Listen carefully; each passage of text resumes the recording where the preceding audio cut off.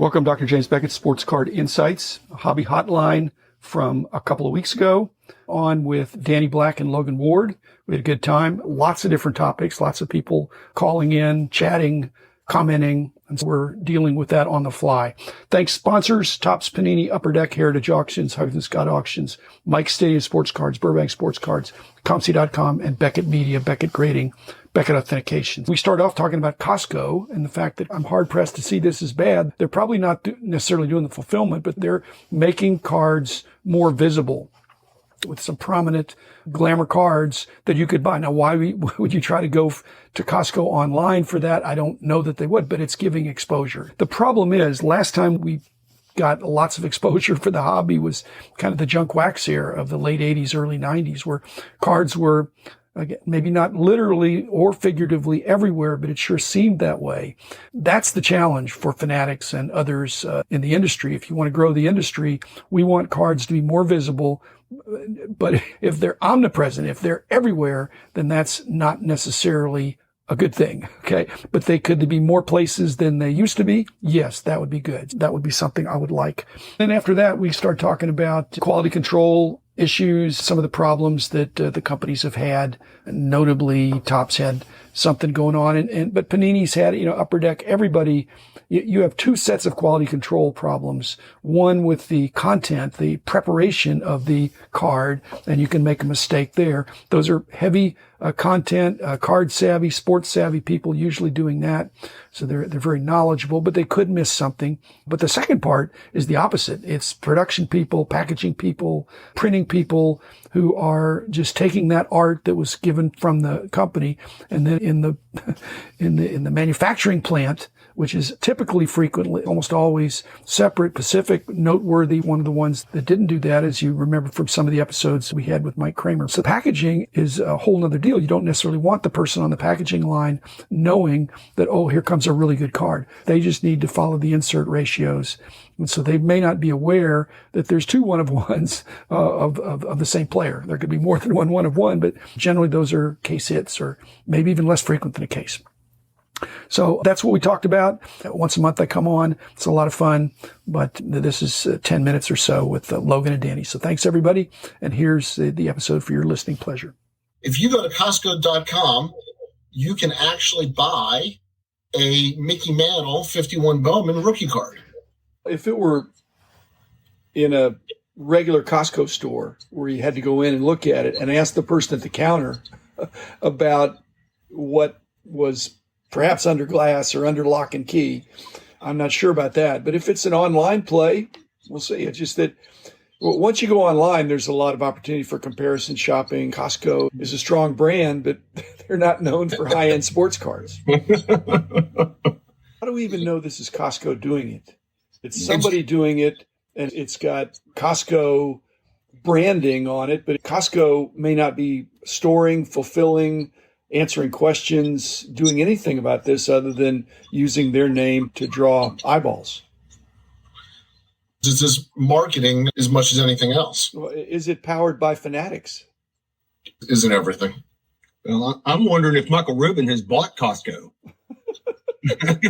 Well, I mean, do you think he has a membership? Do you think Michael Rubin's walking into Costco with his membership card? Well, if he were to walk in, he'd be walking in with an entourage. That dude gets around with his posse.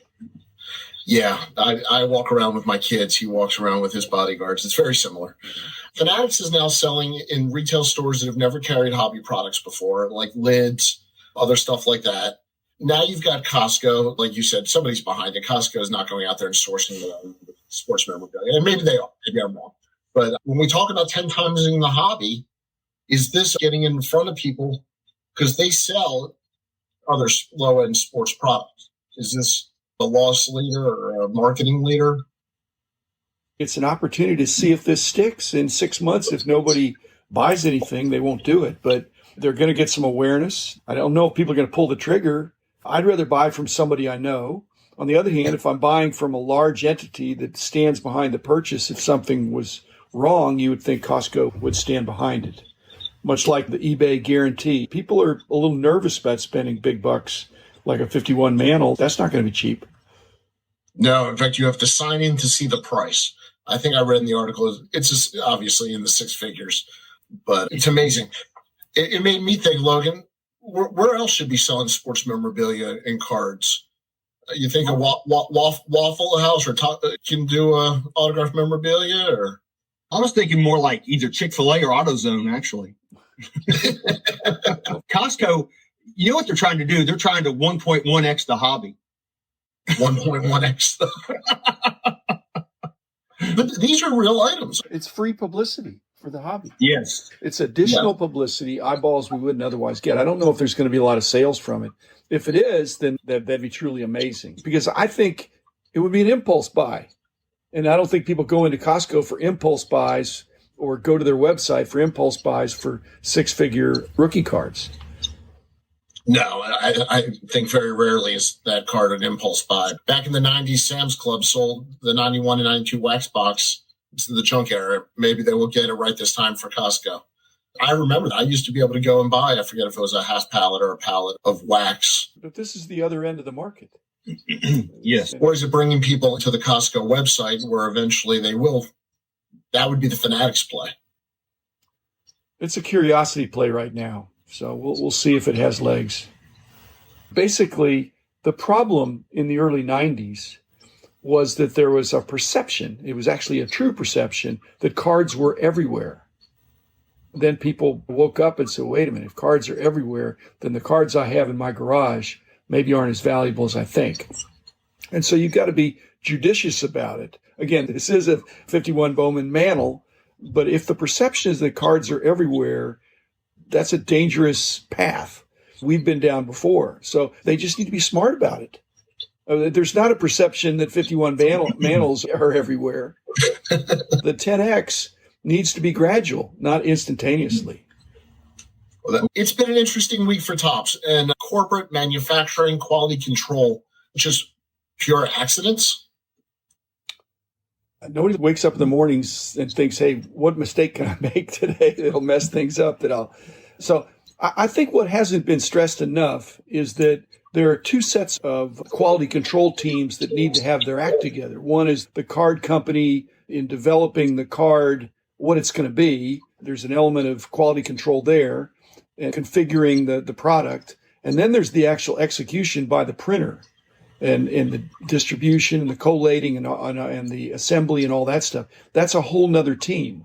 Now, maybe they talk to each other. The other problem is that the card company people have to be very knowledgeable about the hobby and the sport. The printing place, you almost don't want them to be knowledgeable about the sport and the players because they just need to treat it as a product that needs to be handled properly and they go through it. And so some things that happen like this are just, you've got two sets of quality control gauntlets. And occasionally there's a mistake. Like I said, I hated making any mistake. And I bet they hate making mistakes too.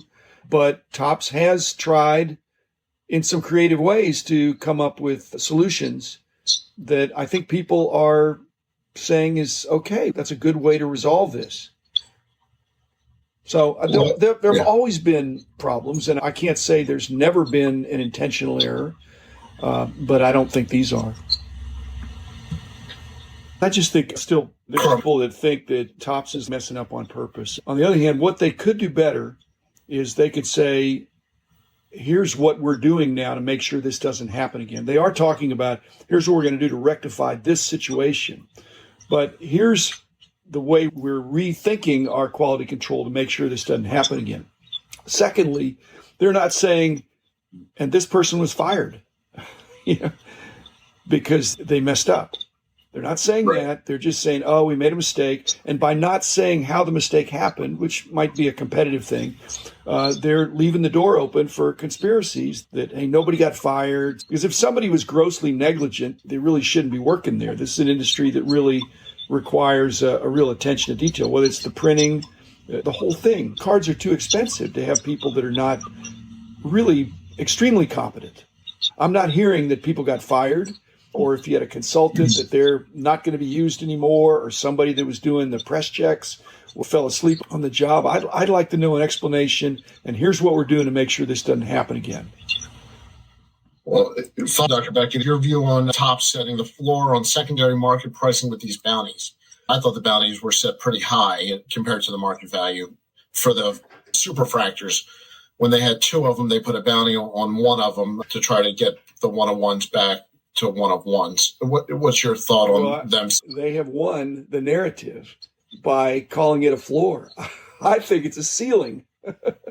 Yeah. I think this is the ceiling, and it's aspirational, and it makes people think, wow, I'm going to get it, and I'm going to immediately cash it in. So they've created some enthusiasm for a product that probably will do better because of that. And on the other hand, they've set aside, escrowed a bunch of money to pay these bounties. But collectors being as they are, not all these are going to be redeemed.